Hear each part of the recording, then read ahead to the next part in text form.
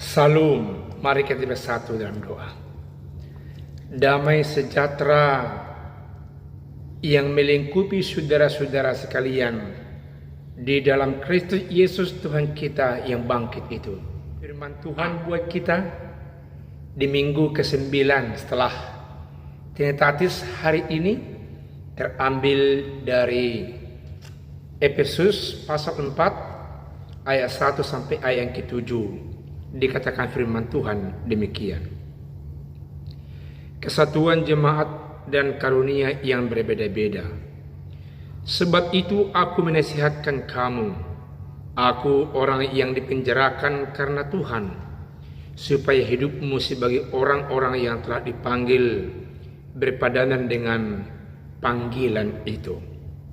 Hendaklah kamu selalu rendah hati, lemah lembut, dan sabar.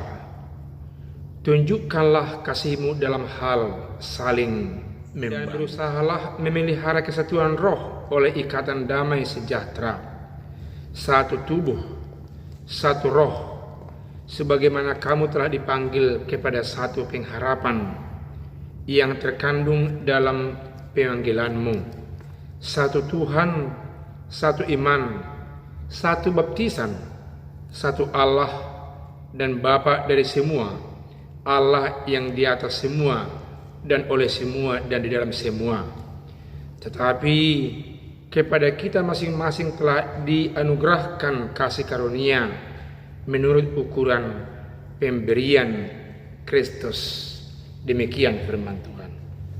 Saudaraku yang kekasih, yang pertama dalam ayat pertama dikatakan, aku menasihatkan engkau. Aku yang dipenjara oleh karena Tuhan.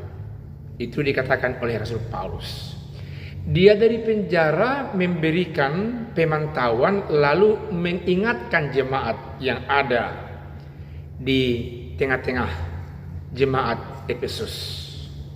Yang menjadi hal penting buat kita pada saat ini, Rasul Paulus mengingatkan tentang apa? Tentang panggilan mereka, supaya mereka hidup beraktivitas dari hari ke hari, minggu ke minggu, bulan ke bulan, sampai tahun ke tahun, hidup berpadanan dengan panggilan mereka. Hidup mereka setiap hari sesuai dengan sepadan dengan panggilan mereka sebagai umat yang telah diselamatkan dalam Tuhan kita Yesus Kristus.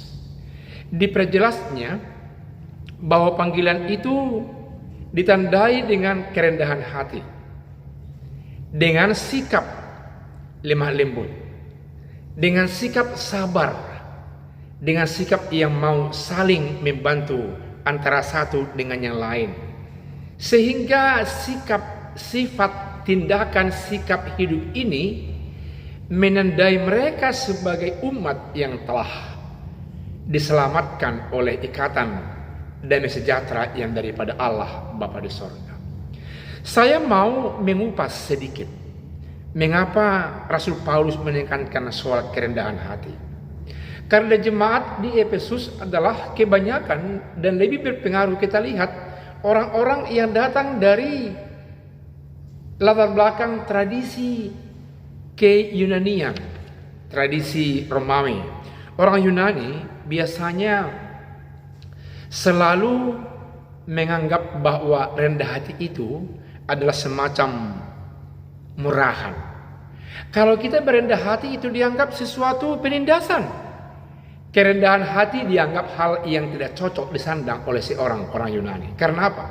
Karena mereka beranggapan kuat bahwa segala sesuatu aktivitas dan keadaan hidup ini diperoleh semata hanya oleh karena kemampuan dari setiap orang di tengah-tengah kehidupannya. Tidak ada campur tangan yang lain. Tidak ada campur tangan di luar daripada pribadi yang mampu berpikir, yang mampu untuk mengayuhkan, yang mampu untuk mengatasi segala pergumulan hidupnya. Titik. Oleh karena itu firman Tuhan lewat Rasul Paulus mau menyadarkan mereka mengganti cara berpikir yang tidak mau rendah hati, yang sombong itu, Makanya dikatakan, rendahkanlah hatimu sebagai pertanda bahwa kamu sepadan dengan panggilanmu.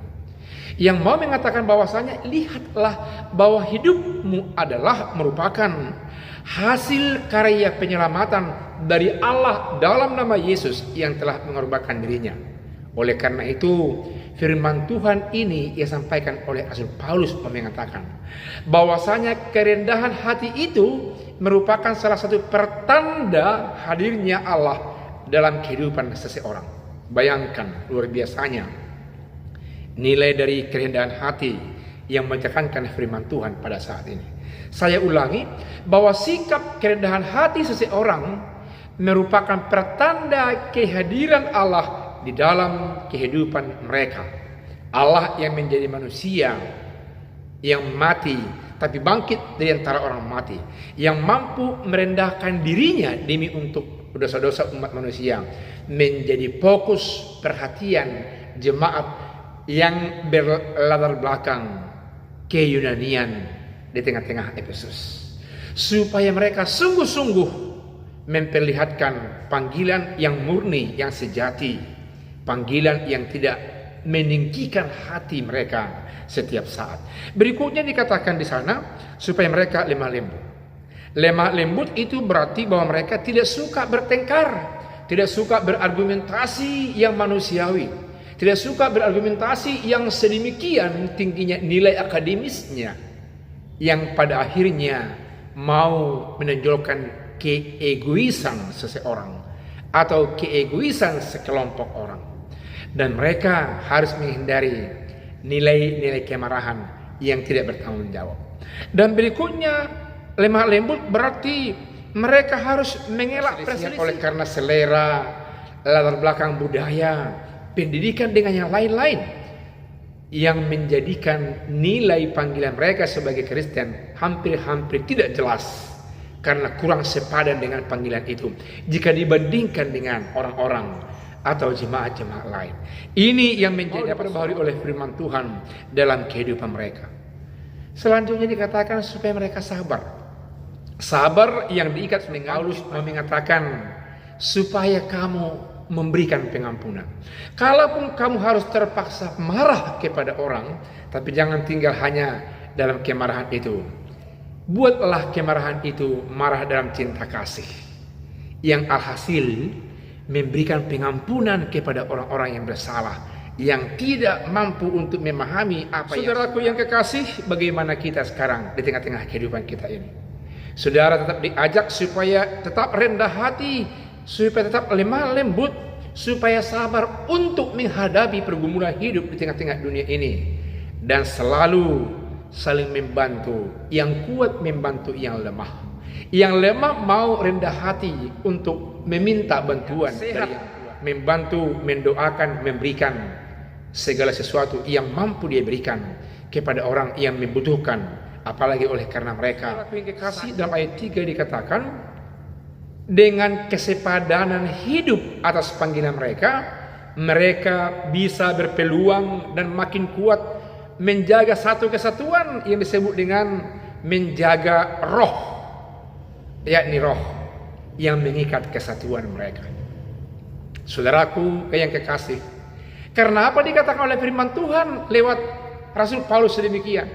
Karena Rasul Paulus mensinyalir bahwasanya pengaruh pemahaman gnostisisme yang menekankan soal pengetahuan mungkin bisa berpeluang memecah-mecah umat yang ada di Efesus. Berdasarkan karunia-karunia yang berbeda-beda, mereka menonjolkan karunia-karunia yang ada bagi mereka masing-masing dan kelihatan tidak mengacu kepada persekutuan yang membangun kesatuan jemaat yang diisi oleh satu roh, yakni roh Allah bagi mereka.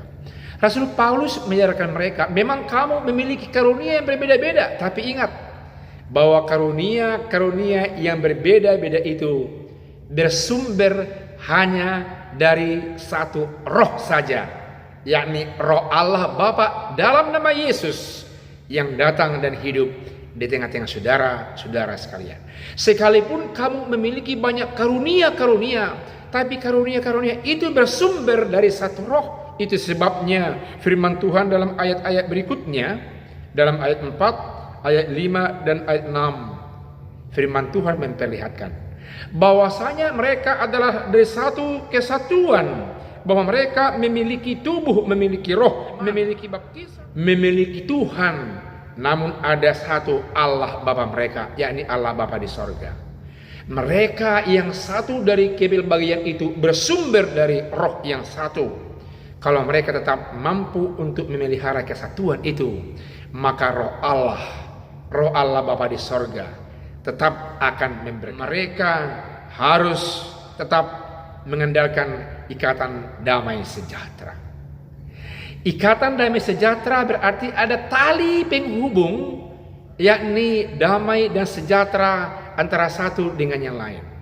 Ada ikatan-ikatan yang mempersatukan mereka, yang menghantarkan mereka masuk dalam satu kesatuan, sekalipun mereka berbeda-beda dalam kemampuan berpikir karunia, tapi mereka harus sadar bahwa itu bersumber dari Allah yang satu, dari roh Allah yang satu.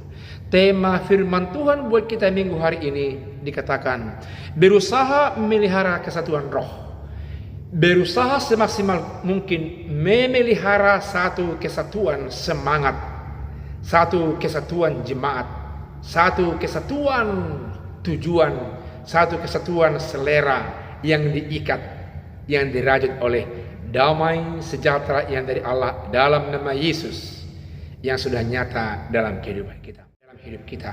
Sekalipun kita berbagai macam berbeda-beda selera, latar belakang, suku, ras, bangsa, tapi biarlah kita tetap diikat oleh cinta kasih Allah, roh Allah dalam nama Yesus Kristus Tuhan kita. Amin. Kita berdoa.